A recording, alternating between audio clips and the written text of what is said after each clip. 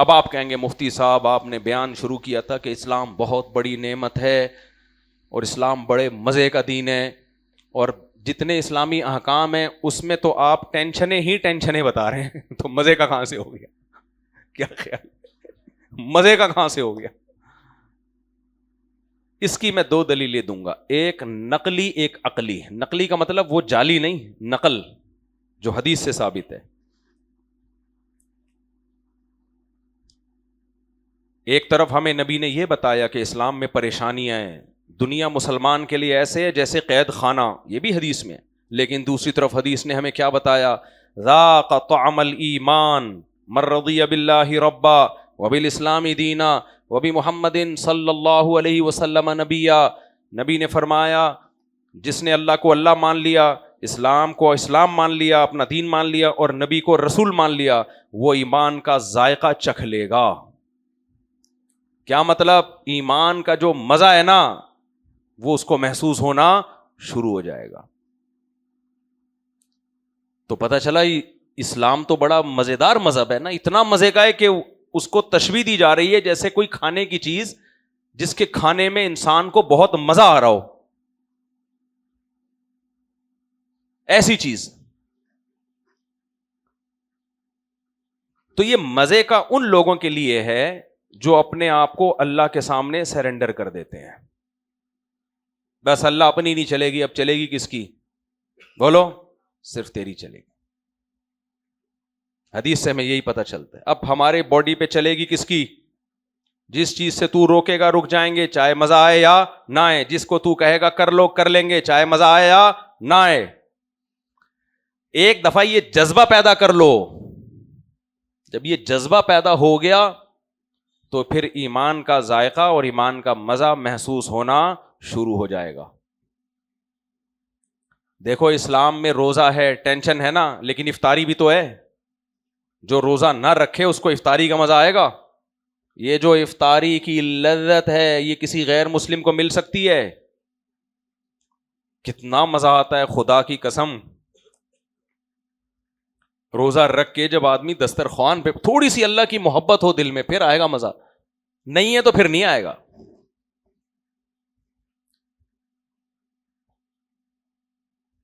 اللہ کی محبت ہو نا، روزہ رکھ کے جب آپ دسترخوان پہ بیٹھتے ہیں بھوکے پیاسے، اللہ کے حکم سے رکے ہوئے تھے، اب اللہ کے حکم پہ کھا رہے ہیں، جس کے دل میں اللہ کی ذرا سی محبت ہوگی، خدا کی قسم اسے اس کھانے کا مزہ تھوڑا نہیں بلکہ بہت زیادہ مزہ آئے گا۔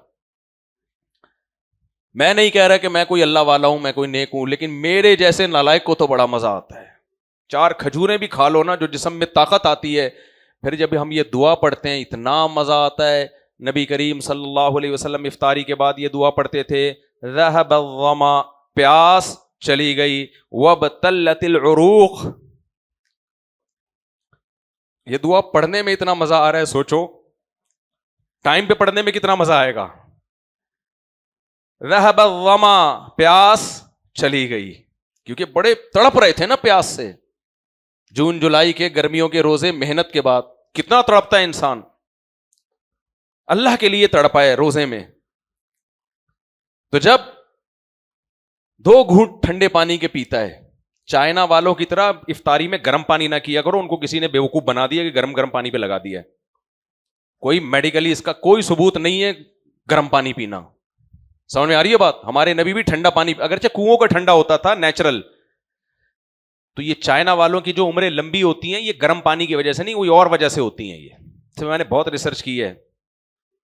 ہاں، کھانا کھانے کے فوراً بعد یک ٹھنڈا پانی پینے سے قبض کا خطرہ ہوتا ہے، وہ ٹھیک ہے، اور کھانے کے فوراً بعد تھوڑا گرم پیو گے تو معدے کی موومنٹ بڑھ جاتی ہے، بس اس سے زیادہ کچھ بھی نہیں ہے۔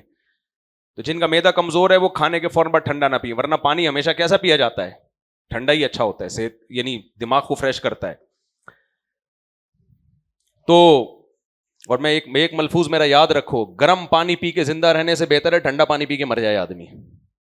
پانی ہی تو لذت ہے یار پیاس کے وقت، اسی میں تم ہمیں کھولتا ہوا گرم پلا رہے ہو۔ جو نعمت دنیا کی سب سے بڑی نعمت ہے وہ تم ہمیں گرم پلا رہے ہو، عجیب۔ ہمارے نبی نے دعائیں مانگی ہیں، اے اللہ اپنی محبت میرے دل میں ٹھنڈے پانی سے بھی زیادہ محبوب بنا دے. وَمِنَ الْمَاءِ الْبَارِدِ، یعنی نبی کہہ رہے ہیں اللہ مجھے ٹھنڈا پانی جتنا محبوب ہے نا گرمیوں میں پیاس میں، اپنی محبت مجھے اس سے بھی زیادہ محبوب بنا دے. اس کا مطلب ٹھنڈا پانی پیاس کی حالت میں، یخ ٹھنڈا، یخ نہیں یعنی یخ میں نے اپنی طرف سے بڑھا دیا، پیاس کی حالت میں ٹھنڈا پانی اتنی لذیذ چیز ہے کہ حدیث میں اس کی مثالیں دی جا رہی ہیں. اور چائنا میں کوئی مسلمان افطار کس سے کر رہا ہے؟ گرم پانی سے.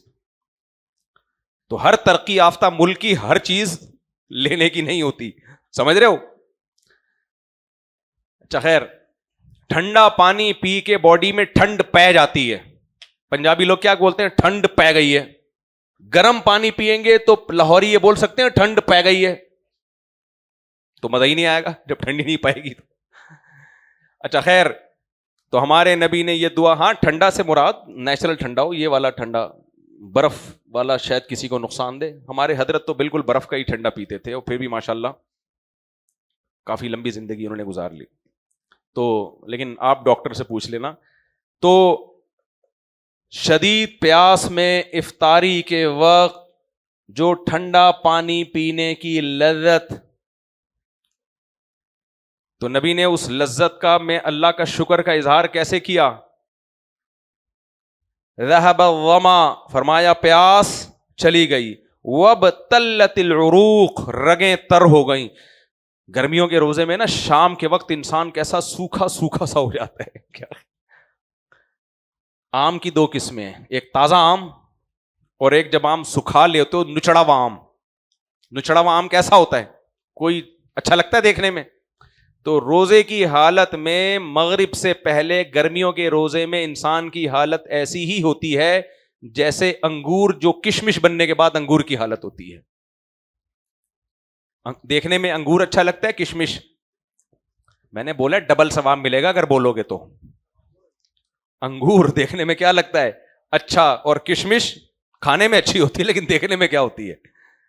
بالکل اس کا وہ دیکھنے میں اس کے وہ اٹریکشن ہی ختم ہو گئی. تو افطاری کے وقت گرمیوں کے روزے میں بھی انسان کی حالت ایسی ہی ہوتی ہے. ایسی حالت میں جب اللہ کے حکم پہ پیاس برداشت کی اور اللہ کے حکم پہ جب پہلا گھونٹ حلق میں اترتا ہے، آہا ہا ہا، کاکڑ دنہ ہوتا ہے کہ نہیں ہوتا؟ وہی جو قوالی میں ابے نئے نئے لوگ آتے ہیں، دیکھو قوالی جب شروع ہوتی ہے نا تو شروع میں آرام آرام سے چل رہی ہوتی ہے، پھر ایک دم کاکڑ دنہ جب عروج پہ پہنچتی ہے نا اپنی، تو پھر کیا ہوتا ہے؟ کاکڑ دنہ. تو اس کو کہتے ہیں ابھی اپنی پیک پر ہے. تو جب شدید گرمی کے روزے میں دسترخوان پہ بیٹھے ہوئے ٹھنڈے پانی کا پہلا گھونٹ حلق میں اترتا ہے، کاکڑ دنہ پہلے گھونٹ پہ ہی ہو جاتا ہے. تو ہمارے نبی صلی اللہ علیہ وسلم جب روزہ افطار کرتے، ذهب الظما، پیاس چلی گئی. ارے یہ کہنے کی کیا ضرورت ہے، سب کو پتہ چلی گئی. ہمارے نبی اپنی زبان سے یہ الفاظ دہرا کر اللہ کا شکر ادا کر رہے ہیں، اور شکر کی جو لذت ہے وہ لذت بھی حاصل کر رہے ہیں. بھائی پیاس کی ختم ہونے کی لذت تو ہے، اللہ کا شکر ادا کرنے کا بھی تو مزہ ہے نا، وہ بھی تو حاصل کرو. اہل اللہ کو اس پیاس ختم کرنے میں وہ مزہ نہیں آتا جو اللہ کا شکر ادا کرنے میں مزہ آ رہا ہوتا ہے. ہمارا رب یہ بھی تو کر سکتا تھا مت پیو بس. اب پینا ہے تو چائنا والوں کی طرح گرم پانی سے روزہ افطار کرو، یہ بھی تو اللہ کہہ سکتے تھے نا. ٹینشن پہ ٹینشن ہو جاتی، کیا خیال ہے؟ نہ نہ اب اجازت ہے. ہمارے نبی پہاڑ پہ نا ایک شخص کو کھڑا کرتے اور کہتے دیکھ کے بتاؤ سورج، جیسے ہی غروب ہو بتا دینا. وہ صحابی پہاڑ پہ کھڑے ہو کر نبی کو اشارہ کرتے، غروب ہو گیا، ادھر اشارہ کیا غروب، ادھر آپ نے کھانا شروع کیا، یہ بتانے کے لیے کہ ہم اللہ کی نعمت کے محتاج ہیں. جو نعمت اللہ ہمیں دینا چاہتا ہے بھوک اور پیاس کے ساتھ کے بعد، جو لذت دینا چاہتا ہے ہم اس لذت سے اجتناب نہیں کریں گے. تو آپ فرماتے ذهب الظما، بھائی مجھے ٹائم تو بتا دو، ایسا نہ ہو آپ لوگ کو بھی پیاس. کتنا کیا 2:20 ہو رہے ہیں، 2:23 ہو رہے ہیں، بس اب اس میں سنو آپ بولو ہماری تو پیاس ختم نہیں ہو رہی. ذهب الظما، پیاس چلی گئی. وابتلت العروق، رگیں تر ہو گئیں. اور اگلا جملہ سب سے مزے کا، فرمایا یہ مزہ تو آ ہی گیا جسمانی مزہ، وَثَبَتَ الْأَجْرُ إِنشَاءَ اللَّهِ، اور اللہ کے ترازو میں ہمارے نیکیوں میں ایک بہت بڑی نیکی کا اضافہ ہو گیا۔ اللہ نے لکھ دیا کہ ایک شخص صبح صادق سے لے کے غروب آفتاب تک مجھے خوش کرنے کے لیے بھوکا پیاسا رہا تھا، اس کے عمل میں اس ایک بہت بھاری بھرکم نیکی کا وزن ڈال دو۔ ایک ترازو ہے نا اللہ کے ہاں، جو برائی کر رہے ہوتے ہیں وہ اس پلڑے میں، جو نیکی کر رہے ہوتے ہیں وہ اس پلڑے میں، تو ایک بہت بھاری بھرکم نیکی ترازو کے اس پلڑے میں لا کے رکھ دی ہے۔ ٹماٹر خرید رہے ہوتے ہو نا، جب دونوں پلڑے برابر ہو جائیں تو آپ کہتے ہو یار ایک ٹماٹر اپنی خوشی سے ڈال دے، تو صرف ایک ٹماٹر پھینکتا ہے کتنی خوشی ہوتی ہے کہ یہ پلڑا کیا ہو گیا ہے بھائی، تھوڑا سا جھک گیا ہے، تھوڑا زیادہ ٹماٹر مل گیا۔ تو ایک بہت بڑی نیکی، صبح صادق سے لے کے غروب آفتاب تک بھوکا پیاسا رہنے کی نیکی اللہ نے ترازو کے پلڑے میں لا کے رکھ دی۔ خوشی نہیں ہوگی؟ اب بتاؤ اسلام مزے کا ہے یا نہیں ہے؟ او بھائی جو ٹینشنیں دے رہا ہے وہ وقتی ہیں، اس ٹینشنوں کے نتیجے میں جو لذت مل رہی ہے وہ مزے کی ہے۔ آج اپنے بوڑھے ماں باپ کو برداشت کرو گے، کل تمہاری اولاد بھی تو برداشت کرے گی، ورنہ سڑو گے اولڈ ہاؤس میں جا کے۔ انگریز کا بڑھاپا دیکھو، جوانی مت دیکھو۔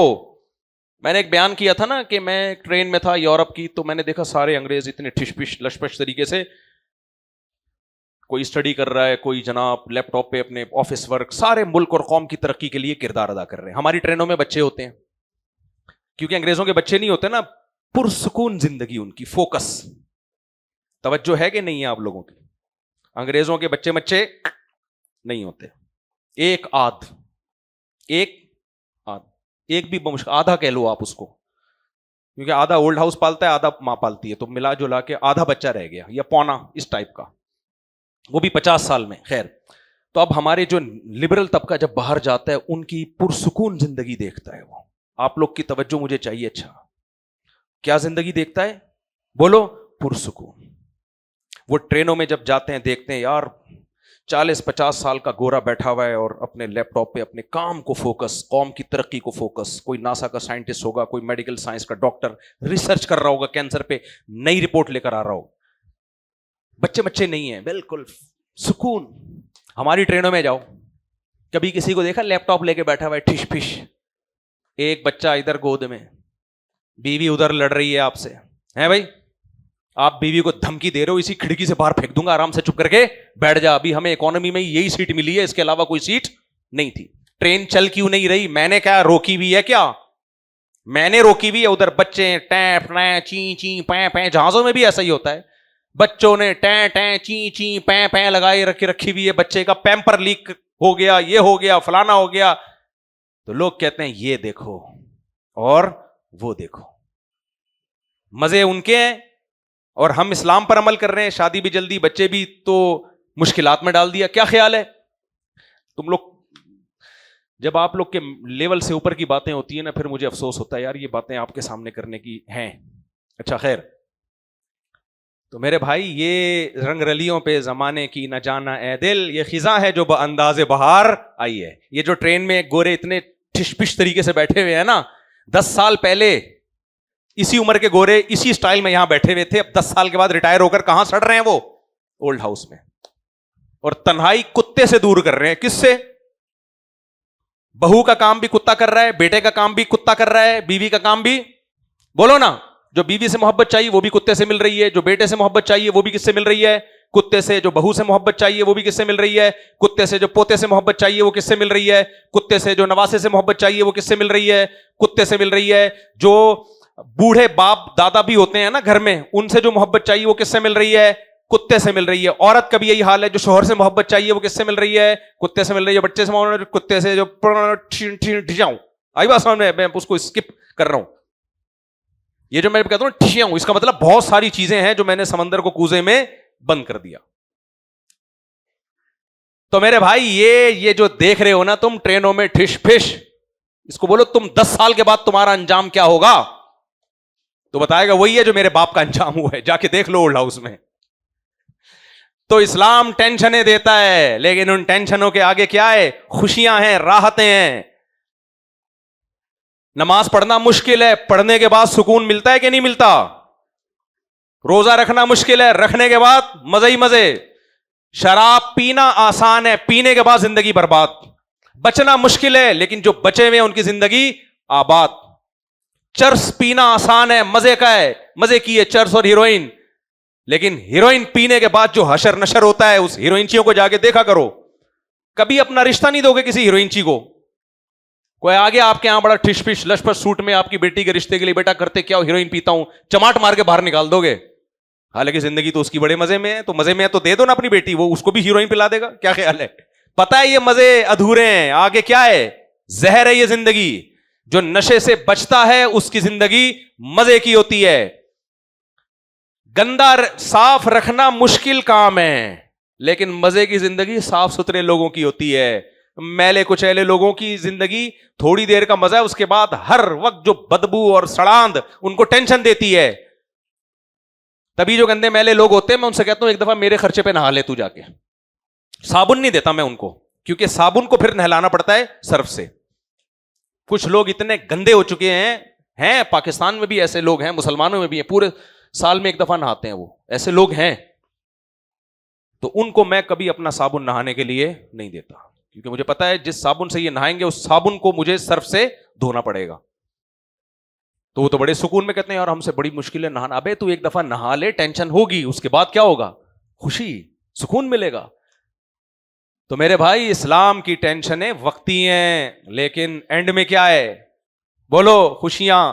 ماں باپ کو برداشت کرنے سے وقتی طور پہ ٹینشن ہوتی ہے، لیکن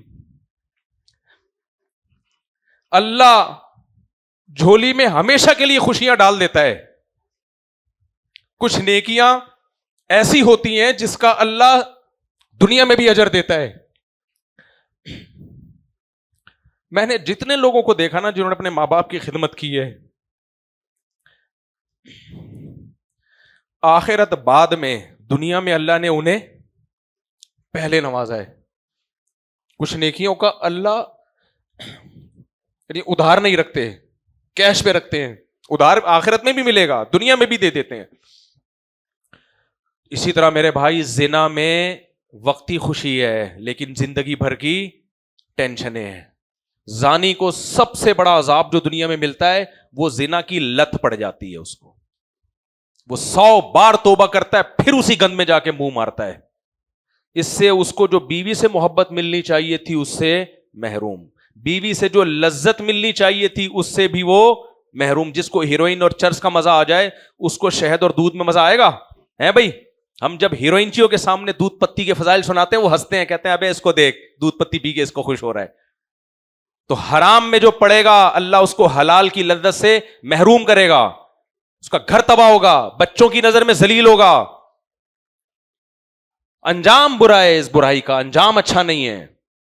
تو اللہ سے دعا ہے کہ اللہ، وہ ایک مضمون رہ گیا اگلے ہفتے انشاءاللہ کمپلیٹ کروں گا، کہ جس نیکی میں ٹینشن ہو اس میں ثواب ڈبل ملتا ہے، لیکن یہ ادھورا مضمون ہے، کسی اور موقع پہ انشاءاللہ میں اس کو کمپلیٹ کروں گا، کہ فضیلت اسی میں ہے کہ نیکی میں دل لگے۔